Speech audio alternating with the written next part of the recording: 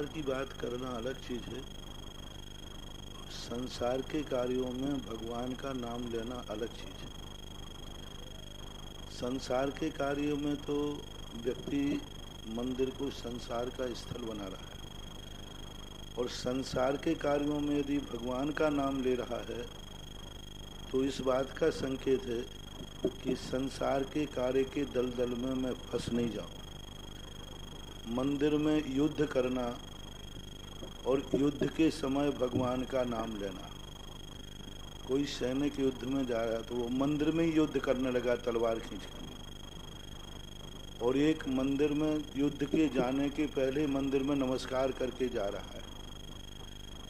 एक संसार के कार्य ही मंदिर में करना और संसार के कार्य करने के पहले भगवान का आशीर्वाद लेना, ये मंगलाचरण कहलाता है। संसार के हर कार्य में, संसार के हर कार्य की शुरुआत यदि भगवान का नाम लेके की जाती है तो ऐसा व्यक्ति संसार में भी जाकर के, कीचड़ में भी जाकर के सोने के समान जंग से रहित रहता है। और जो व्यक्ति संसार के कार्य करता है, संसार के कार्य करना ये तो पाप है, लेकिन संसार के कार्य करने के पहले भगवान का नाम स्मरण करना जो जिंदगी के लिए जरूरी है। संसार के पाप कार्य अनित कार्यों के नहीं करने, तो तुम कहो चोरी करने के लिए भी भगवान का नाम लो। जो एक गृहस्थी के लिए आवश्यक कार्य हैं, पूरे शास्त्रों में तुम जितना दिमाग लगा रहे हो ना, इतने पूर्व आचार्य लगा चुके हैं। और सर्वज्ञ भगवान ने खुद कहा, चक्रवर्ती अपने संसार के हर कार्य करने के पहले भगवान की दर्शन पूजन करने जाता था। महापुराण के अंदर स्पष्ट लिखा, संसार का व्यापार करो, संसार का मकान बनाओ, विवाह करो, बच्चों आदि के जन्म के पहले और जन्म के बाद हर कार्य में संसार। यहाँ तक लिखा, बच्चे को जन्म देने के पहले जब तुम्हें माता पिता बनने का भाव हो, सबसे पहले भगवान के पास जाकर के महापूजा करो। महापूजा करो कि मैं संसार के लिए, मैं अपनी गृहस्थी को बढ़ाना चाहता हूँ, संतान आदि को उत्पन्न करके कुल दीपक चाहता हूँ, कुल दीपिका चाहता हूँ, तो उसके लिए वो भगवान के सामने महापूजा करता है। और सभी दर्शनों में ऐसा भरा पड़ा है, खूब शास्त्रों में भरे पड़े। तो ये कार्य को तुम लोग समझ नहीं पा रहे हो कि संसार के कार्य करते समय यदि हम धर्म का सहारा लेंगे, जैसे हम कहते हैं ना, धर्म में राजनीति आना और राजनीति में धर्म आना, बहुत अच्छा उदाहरण है। मंदिर में संसार की बातें करना, धर्म में राजनीति आ गई तो गंदा है। और राजनीति में धर्म आ जाए तो, राजनीति में धर्म आ जाए तो सोने में सुहागा है। संसार के कार्यों में यदि धर्म से स्वीकार करो तो सोने के सुहागा है। क्योंकि राजनीति में धर्म आ जाए तो, एक राजा में धर्म आ जाए और एक साधु में राजनीति आ जाए, कितना अंतर हो गया। साधु में राजनीति आ जाए डूब जाएगा, और राजा में साधुपना आ जाए तो तर जाएगा। इसी प्रकार संसार के जितने भी तुम्हारे गृहस्थिक कार्य हैं, उन सब कार्यों में भगवान का नाम लेकर, भगवान की पूजा करके, अभिषेक करके, जाप करके, विधान करके ही शुरू करना है। ये संसार के कार्य का समर्थन नहीं है। ये संसार के कार्यों में मैं डूब न जाऊं, संसार के कार्य के दलदल में मैं फंस नहीं जाऊं। जाना तो मेरा निश्चित है, लेकिन भगवान का सहारा लेके जाएंगे तो हम उस दलदल में से वापस आ जाएंगे।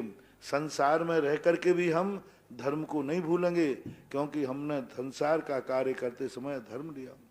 भरत चक्रवर्ती की जितनी शादियों का जो प्रसंग आया, भगवान के नाम के साथ हुआ, तो देखो इतने वैभव के साथ भी मुनि दीक्षा लेके चला गया।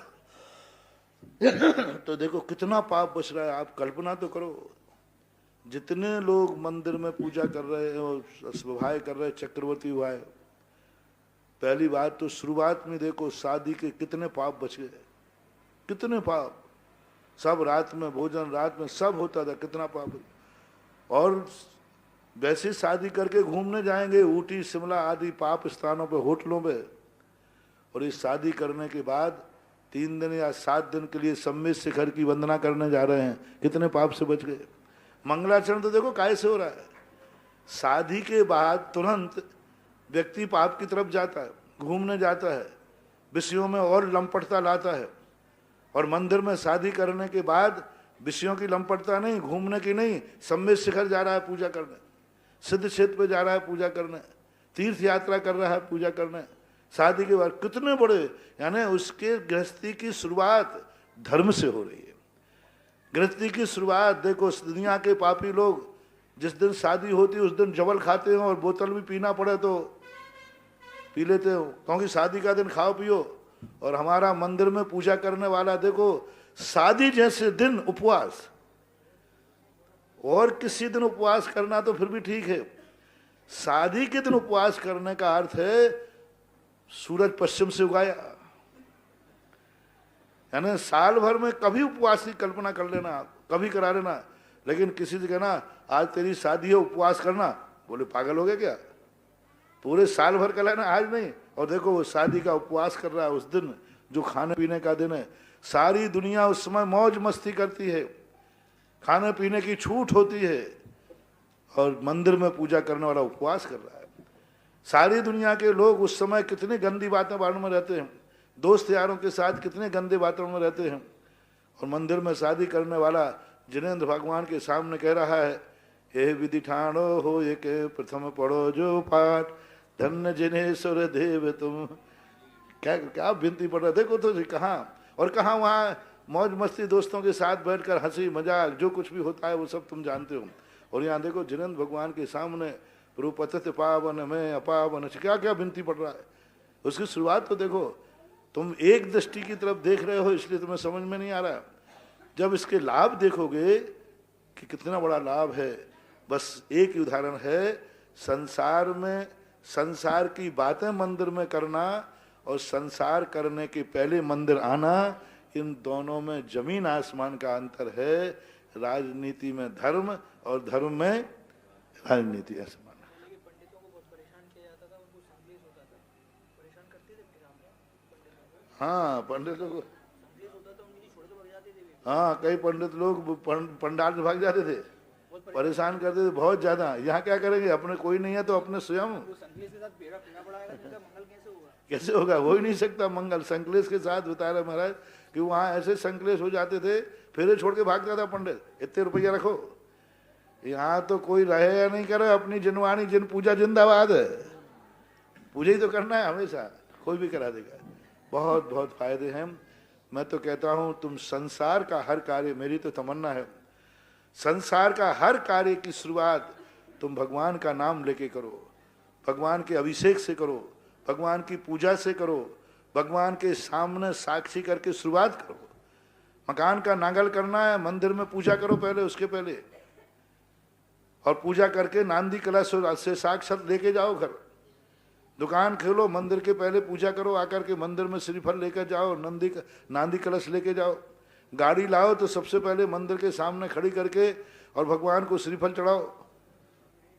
ये सब चीजें बहुत फायदेमंद है। गाड़ी का समर्थन नहीं है, मंदिर में भगवान के सामने से तुमने गाड़ी का पूजा की। आज भगवान मैंने गाड़ी ली है, इसके लिए मैं शांति धारा कर रहा हूँ, गाड़ी पूजा के लिए शांति धारा। एक बार मैंने भीलवाड़ा में बहुत 2-3 दिन तक प्रवचन दिए थे। आप गाड़ी लाए हो और गाड़ी लाकर भगवान के सामने खड़ी कीजिए, मैं भगवान आज गाड़ी लाया हूँ उसके लिए पूजा कर रहा हूँ। बोले क्यों? जिससे इस गाड़ी से किसी भी जीव की हिंसा ना हो। बोलो कितना पावन चीज है। गाड़ी तो आना ही है कि नहीं? आना ही है, लेकिन ये गाड़ी कहीं दलदल में नहीं फट जाए, किसी के प्राण ना ले लेवे, ना बैठने वाले के ना सामने वाले के। अब बोलो एक व्यक्ति गाड़ी किया खरीदी और उसने भगवान की कोई नाम मैं गाड़ी फाड़ियों के लिए महाराज के पास नहीं जाता हूँ, गाड़ी माड़ी के लिए महाराज भगवान के पास नहीं जाता हूँ, संसार नहीं बसाता हूँ, और उसने गाड़ी चला दी। और एक व्यक्ति गाड़ी की पूजा करने भगवान का, भगवान आपके आशीर्वाद के बिना मैं गाड़ी नहीं लूंगा, आपकी शांति धारा के बिना गाड़ी नहीं लूंगा। बोले क्यों? क्या पता है इस गाड़ी का क्या भरोसा, कितनों को मार डाले, तो मैं तो आपका नाम लेके भावना भा रहा हूं कि भगवान गाड़ी तो लूंगा मैं, लेकिन इस गाड़ी से किसी की जिंदगी का नाश ना हो, बैठने वाले का नहीं और टकराने वाले का भी नहीं, इसलिए मैं शांति धारा करने आया हूं। अब बोलो, ये शांति धारा भी पाप की है क्या? कोई व्यक्ति गाड़ी के इसलिए पूजा कर रहा है जिससे इससे एक्सीडेंट, तो काय का पाप है? पुण्य। ऐसे ही मैं शादी कर रहा हूं भगवान, इस शादी में कहीं मैं इतना गाफिल नहीं हो जाऊं कि मैं धर्म को भूल जाऊं, पापों को भूल जाऊं, इसलिए मैं अपनी शुरुआत बहुत अच्छे कार्य से कर रहा हूं। बहुत मानो, हर कार्य भगवान का नाम लेके करो, बस अनैतिक नहीं। जो सामाजिक, परिवार से और आगम से, पूर्वजों से सहमत कार्य हैं, उन कार्यों को सब की भगवान के अभिषेक, पूजन, जाप, इन सब से शुरुआत करो। इनके बिना करना ही नहीं, इन्हें किंचित मात्र भी दोष नहीं है, एक सम्यक दृष्टि का लक्षण है।